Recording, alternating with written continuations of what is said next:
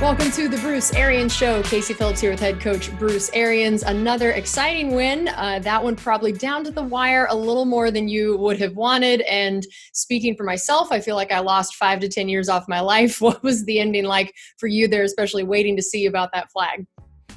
Yeah, it was a matter of going to overtime and trying to win it, or the game over there.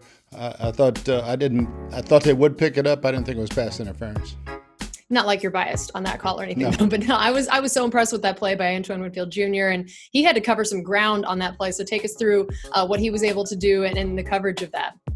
They had a good play. They had a big shift, then late motion, and we have to navigate. Antoine had to navigate through his own players to get there, and initially their player was open, and he just closed the gap and made a heck of a play on the ball. And tell us about that touchdown that even made the 2-point conversion a possibility. What happened on that drive and that touchdown by Golden Tate? Well, they had the two big fourth down conversions. We lost contain on one, and then we dropped an interception right in our hands. And you drop interception, something bad is going to happen. And Golden Tate got behind Sean. Sean thought he was in good position. It was a great throw by Daniel Jones, and he made the catch and got both feet down. And this was another game where maybe the first to second half felt different, or even maybe there have been some games where the first quarter felt different. What was the message at halftime that helped the team come out and have a pretty different feel or vibe in the second half? Just do your job. Do your job. We weren't doing our job. We weren't playing with the energy that we've been playing with, or the execution. And I thought both picked up in the second half. And Jaydon Mickens ended up being a huge part of this offense. He was targeted more in the first half than he had been the previous 7 games, and his previous career high of targets was 5. Tell us what the thought process was behind using him so much and him being such a big part of trying to replace Godwin. Yeah, I mean he's a shifty little slot receiver, and and that's Chris's spot, and we thought he'd be the best matchup for us, and Mick did a really, really good job. And tell us about some of the things he was asked to do specifically and the parts to play in the offense when he hadn't had as much time, that the chemistry with him and Brady, and how you guys felt comfortable having him take on a pretty big role like that. Well, he gets a ton of practice. I mean, he practices because those guys don't practice very often, so he's been in front of Tom probably more so than Chris and Mike have, because of the practice time when there are injuries. So we have a ton of confidence in Jaydon, and he came through for us. And speaking of Mike, definitely seemed like he was his normal healthy self. 5 catches, 55 yards, another touchdown. What did you see from his performance, and how did it especially compare to maybe some other games when he hadn't been at his healthiest? Yeah, Mike's back to full speed, and it showed in this ball game. We had him open a bunch of times, and we just didn't get it to him. But we threw it to some other places. But he had a whale of a ball game, and I thought them putting Bradberry on him was going to happen, and Mike answered that challenge really, really well. Yeah, Bradberry has been a guy that in the past has seemed to have Mike's number a little bit, whether it was no matter what team he was playing for against the Buccaneers. So what is it about that matchup that has been kind of difficult for Mike in recent years, and how was he able to exploit it a little bit more on Monday night's game? There are very, very few guys that have the length and the speed to play with Mike, and James has length and speed, but Mike, I thought, we put him inside more where Bradberry doesn't play a lot, and Mike really did a good job of getting himself open inside. And even when Mike hasn't had a ton of yards or catches, maybe he's now tied for the league lead with 7 touchdowns. Why has he been so effective, particularly getting into the end zone, even when, like I said, there are times that may be some of his only yards or catches? People want to play one-on-one down there. They want to stop the run. And he's a mismatch versus anybody one-on-one down in the red zone. And this made you guys, his touchdown in particular, made you guys 22 for 22 on touchdowns and goal-to-go situations. That is an incredible statistic. Why have you guys not only had success there, but success so consistently every single time? I think the good mix of the run and the pass, and with runs called, seeing the guys that are one-on-one and making RPOs, and Tom's distributed the ball perfectly down there. Tyler Johnson, a couple really big grabs. One in particular took a big shot on and still hung on to the ball. What did you see from his performance? Yeah, again, big physical kid who's just really coming on. That play down the middle, he knew he was going to get hit, but he's a very physical receiver himself. So I think he welcomed it, and he got a game ball for it. And I know the stereotypes about wide receivers are typically that everybody's, a little bit more selfish or wants the ball more, counting how many times they get targeted. And I just want to hear about this particular wide receiver room and in that regard of their unselfishness when you have all these games where you are having 8, 9 different guys catching the ball, and then now you're going to be adding Antonio Brown to that room of how you see that shaking out.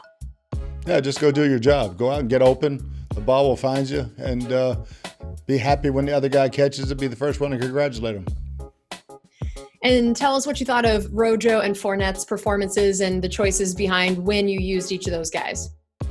Yeah, Rojo, he just got, that fumble really wasn't his fault. And ball was tipped. He caught it. He tried to get up and make a play. The guy hit it. So I didn't blame him for that. But Leonard has done a good job in the passing game and the running game, so he played a little bit more in the second half. But Rojo's still our guy. We're going to lean on him in the running game, and he's been running great. And how did you feel the O-line did making ways for both of those guys? I think this was one of our poorer games. I didn't think we were as physical as we needed to be. The Giants do have a nice front, but again, we had some runs. We hit some explosive runs, but our winning percentage in the running game wasn't high enough. And I know this also was the first time in around, I think, 8 quarters that Brady went down. There were a couple sacks in the game. What did you see from the pass protection and what the Giants maybe did that the last few games haven't seen, or maybe what happened on the O-line front that hadn't happened the last few games? Yeah, the O-line was fine. They were coverage sacks. We got to throw the ball away or get rid of it. But both those times, he had plenty of time to throw. We had to get open faster. And I know going into halftime, there was a moment that was a 4th down decision of kicking the field goal versus going for it. And what all went into that decision at that point in that game? Yeah, we had to kick the field goal, and I don't know why they put 3 or 4 seconds back on the clock, because I was trying to let the clock run down. And but no, we had to use a timeout when we didn't want to use one. So we just got the field goal right before half. It was a good drive. All right, well, we still have more coming up here on the Bruce Arians Show. We're going to continue talking about this win over the Giants and the upcoming game against the Saints. We'll be right back.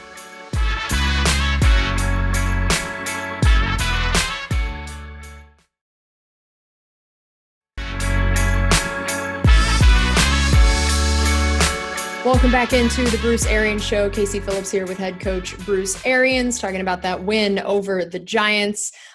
Defensively, I mean, it's been so fun as a fan even to just watch the different blitz packages and schemes that Bowles keeps throwing out there. And I mean, this game in particular, coming in basically around 60% of the time blitzing on passing, which was already about the second highest in the league. And I think there was a point in the second half when they were blitzing on about 80-something% of the passing plays. So I just wanted to hear from you what all has worked so well in that and how much that adds to this defense when that is an option.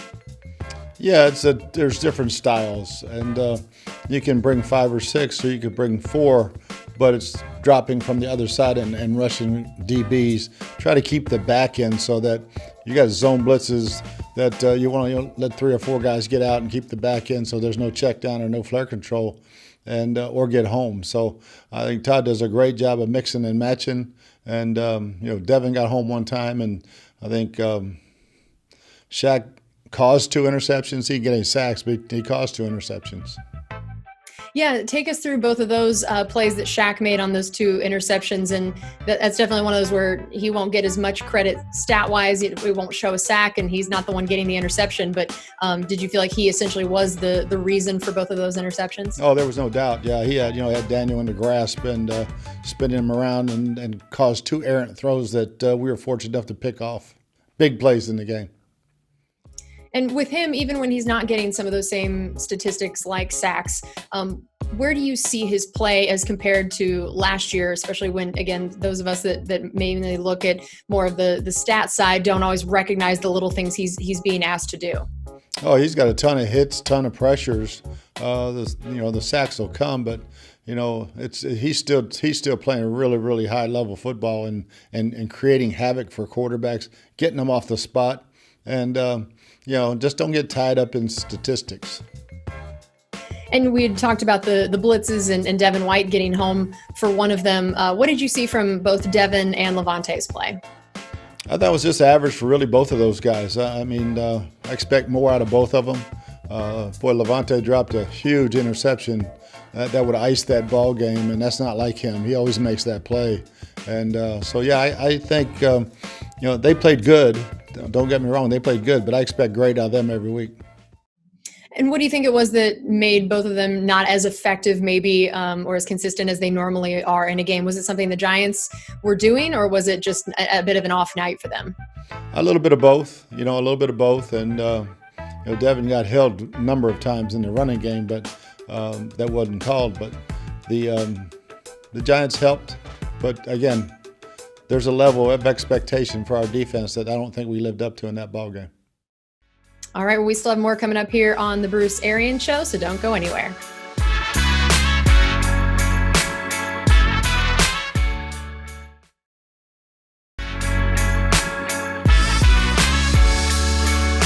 Welcome back into the Bruce Arians Show, and we were talking a little bit about the blitzing and the effectiveness of that, and Shaq continuing to get some stats that aren't necessarily the same as his traditional ones in years before, but still making some impacts. Jason Pierre-Paul, a guy that has definitely been registering in the sack column, has 6.5 already on the season, another one against his former team Monday night. I'm sure you knew he was going to be pretty fired up for this game. How did you feel like he played, and was there any sense that you needed to either rein him in or try to use that extra motivation against his former team? No, he played with a ton of energy, and I think he was more than ready for this ball game, obviously, and he got close a few more times too that I thought were penalties, but they never get called. But I thought Jason he put a ton of pressure on him.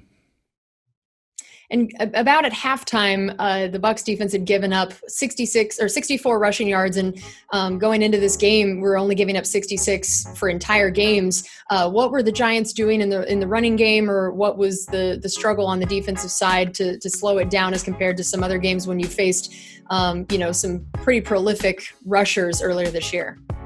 Yeah, we misfit a couple runs, which is unlike us. And I thought our pad level was a little bit high. We didn't get much production out of our two nose tackles like we normally do. So I think it was more us than them.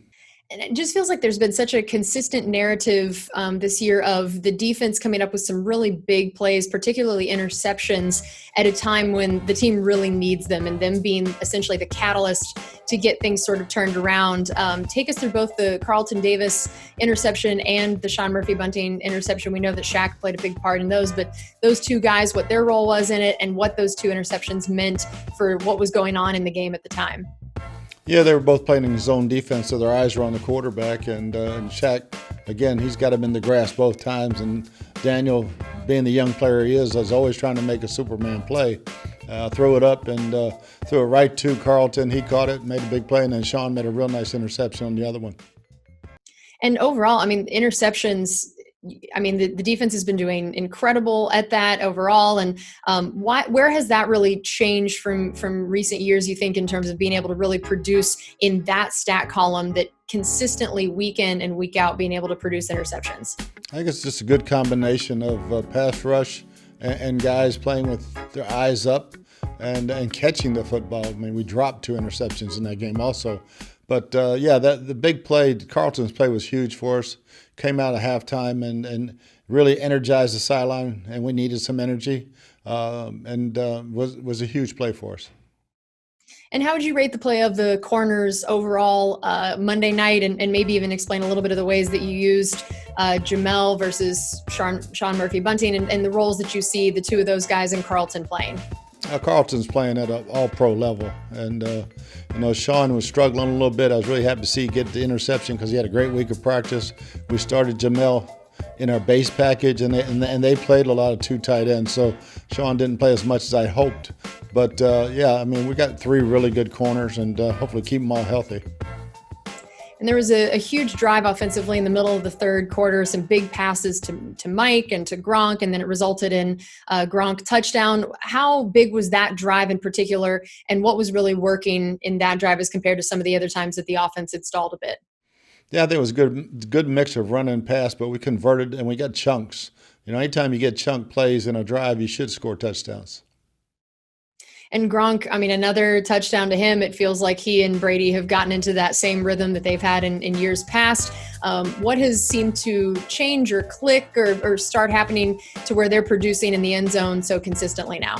I think Byron's doing a good job of getting matched up where we want him. This one was a hard play action pass. The others, we split him out versus safeties. And just getting good matchups for Gronk and Tom delivering ball. And what have you seen from Gronk's contributions outside of just his pass catching roles? What are some of the things that he's being asked to do in this offense that might go overlooked sometimes? Well, everything. I mean, he's a pure tight end. He can block the line of scrimmage. Obviously, he's a threat in the passing game, short and deep. And I think his role, he's back in football shape, and his role just continues to improve each week. And on that drive where he scored, there was the decision to go for the 2-point conversion. Take us through that decision process. Who all is involved in that? Is it analytics based? Is it just a gut feeling at the time? Take us through how you basically came to that decision at that point in the game that was the way to go. Yeah, we're down by 1, so we want to get up by 3 and make sure our field goal just ties it. We really had a play we really liked, and just missed the ball to Mike in the corner of the end zone, and we really had the guys open on the other side too. But I don't argue with going to Mike. We just got to make that play. And I know you had Anthony Auclair back for the first time in a very long time. How important is he to what this offense could do, the role he could have moving forward, and what they've been missing with him being out? Yeah, it just adds another blocker who eligible number. Joe Haig done a really good job playing tight end, and when they put 300-pounders on the edge, we like to have Joe in there. If they want to stay with 260, 270-pound linebackers, then Anthony can handle his run and Gronk can handle the edge. So it gives us good flexibility. All right, well, we still have one more segment coming up here on the Bruce Arians Show. We're going to get into that upcoming game against the Saints. We'll be right back.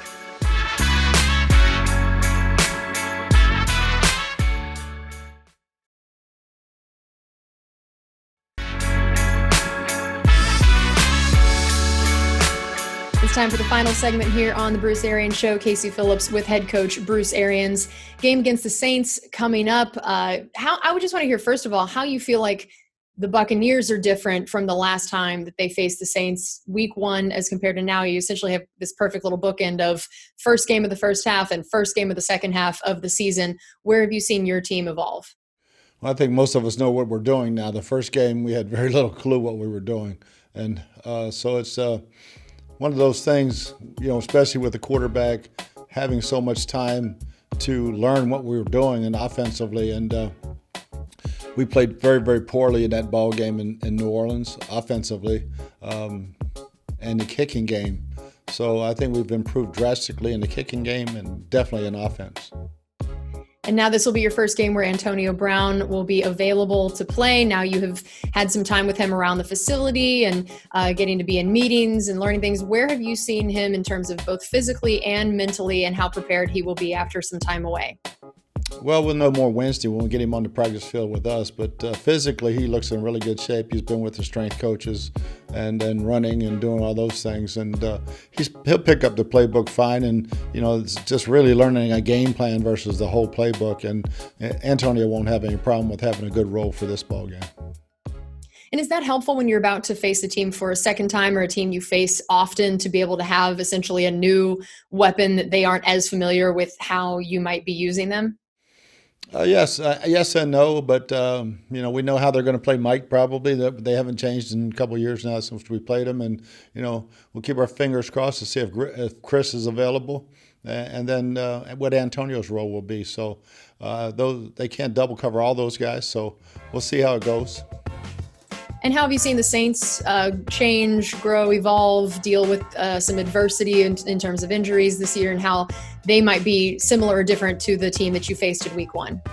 Well, they're very similar, but Alvin Kamara is playing lights out. I mean, in the passing game more so. I mean, he's always a dangerous runner, but what he's doing, putting up numbers in the passing game, reminds me a lot of Marshall Faulk, and I think that's a great comparison with him and Marshall Faulk.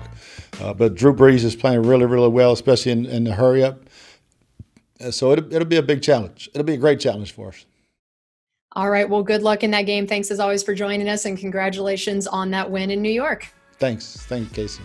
All right. We'll see you guys next week.